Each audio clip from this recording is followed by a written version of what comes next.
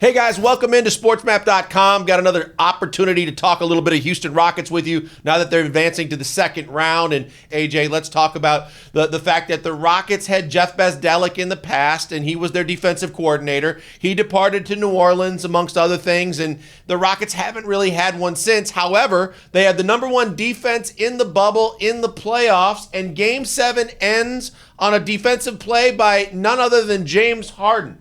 I know it doesn't get him off the hook for a bad offensive night or another so-so at best elimination game, but does Harden's defensive effort show he's not the same Elimination James from his past, specifically the Spurs in 2017?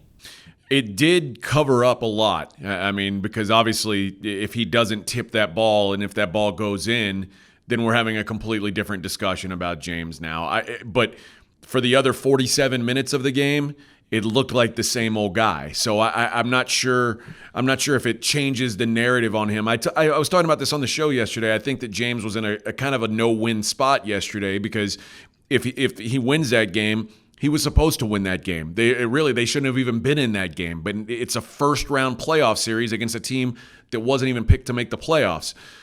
If he loses that game, obviously the narrative is that James is a complete and total bust in the playoffs in a big situation again, and rightfully so. But he did block that ball, and thus the conversation really kind of shifts away from what a poor night he had, and it moves directly into, well, now we're going into the Lakers series. So it was putting makeup on it. I still don't know that the blemish underneath the makeup doesn't still exist, but for a moment there's some makeup on it. A zit is still a zit, and zit happens. But as I looked at it, I made the same analogy you did about it was a no-win for him, but at least he makes the play at the end of the game. And when you think about it, in a 24-second news cycle now because of social media, everybody was talking about how bad he had played for 3.5 quarters, but then everybody remembers the final play, which was a positive for him. So at least he has a little momentum going forward. I want to talk to you about Mike D'Antoni. Before I do that, I want to remind people that we want to thank our sponsor, Fitz Roofing. If you're looking for any kind of roofing deal done with your business or your home, you need a repair or maybe a new roof, there's only one place to call. It's Fitz Roofing. It's 832-521-3001. Free, no obligation inspection. The best warranties and the best products in the business. It's Fitz Roofing, making a difference one home at a time. All right, AJ, back to the conversation. D'Antoni and his playoff performance. Look, when you look at it and the fact that it may not be Mike D'Antoni, an offensive-minded coach, but we know they're playing good defense. They're making good switches and rotations, and they're using their athleticism, if nothing else. But Harden has so much in terms of a responsibility offensively, especially with Russ just coming back from injury. But when you look at in-game adjustments, like what it had done for Covington, when there appears to be little in-game adjustments for Mike D'Antoni, is there more pressure on Harden to perform not only statistically, offensively, and everything that he does, but to kind of help in-game with the team in terms of making adjustments and trying to do things differently for a team that doesn't seem to get much in-game adjustments from their head coach? Well, to be fair, that's really what every other superstar in the league is asked to do. I mean, LeBron James, he's done that since really early in his career. If you want to be considered one of the great players, that's just part of it. You've got to decide. You've got to see what's on the floor and make those decisions. Chris Paul, he's done that almost his entire career, and I do think that there is something about that with James. There is something to what you're saying, that sometimes you got to change things up for when you're the guy on the floor with the ball. That's sort of the deal with him being the point guard, the de facto ball handler for this team. He is going to have to be the coach on the floor sometimes. Now, whether that puts extra pressure on him, I don't know.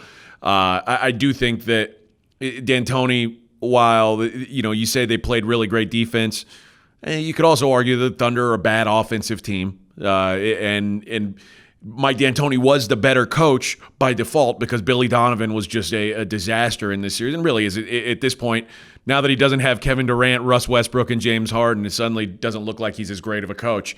But I do think that D'Antoni is going to basically lay out the design for the offense. And then you have to make adjustments on the fly, and that's what James and Russ, when he's got the ball, they're both going to be expected to do just that. Yeah, but don't you think that because Harden has so much on his plate, Russ is coming back from injury, he's had to basically carry the whole load. Even defensively, for all the criticism James gets, and he is, and sometimes fairly so, the first victim in terms of who you point the finger at for blame on this team, he's doing so much offensively, and he's trying to do whatever he can defensively, including the play last night, but he's basically draining every ounce of energy that he has in all those different ways. When does it come back on D'Antoni to say, hey, as much as you're scheming from game to game and making adjustments, in game, me and my staff have to step up bigger and better at more appropriate times because of the fact that I'm asking so much of James and maybe not as much of Russ until he gets back in the swing of things 100%. Well, I mean, would be nice, but I also think we know the big secret in the room isn't really a secret, that Mike D'Antoni's a lame duck coach, and he's basically on his way out. So is he going to say, well, I'm going to do something extra, I'm going to do something more than I've been doing, knowing damn well that I'm probably not going to be here next year? I don't know that that's what he's thinking right now. I think. Yeah, but if he succeeds, if he gets to the Western Conference Finals or beyond, maybe he isn't a lame duck coach. So basically, he could benefit from the fact that if he does more, he could get more out of the situation. Maybe, and that's the other way to look at it, I guess. I feel like if he were, if he had been signed to even a short extension earlier than now, maybe he's looking at things a little bit differently. But I get the feeling that, most people know he's going to be gone. But barring a trip to the NBA Finals, which would mean he'd have to beat the Lakers and the Clippers in back-to-back series, I think that he's pretty much gone. And I think he knows that as well. So he's got his own pressures that he's dealing with, and how he deals with them, much like James, I guess it's to be seen.